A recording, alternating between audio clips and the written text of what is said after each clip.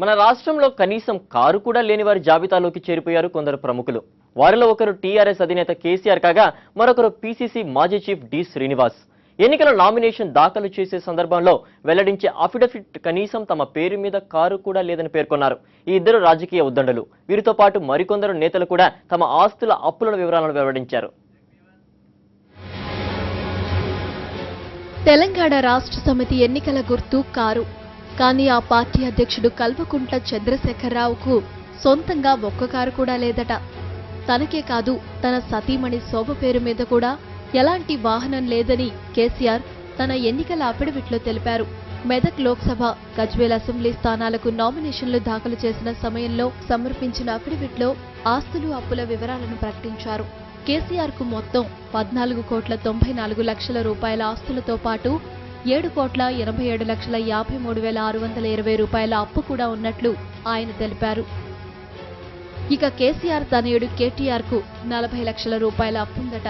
అది తీసుకుంది ఎవరి దగ్గరో కాదు, తన తండ్రి కేసీఆర్ దగ్గరేనట.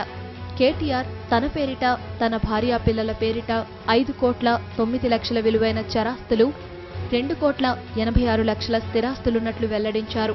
వ్యవసాయ రుణం, గోల్డ్ లోన్, తండ్రికి ఇవ్వాల్సినవి కలిపి 2 కోట్ల రూపాయల అప్పు ఉన్నట్లు అఫిడవిట్లో కేటీఆర్ పేర్కొన్నారు.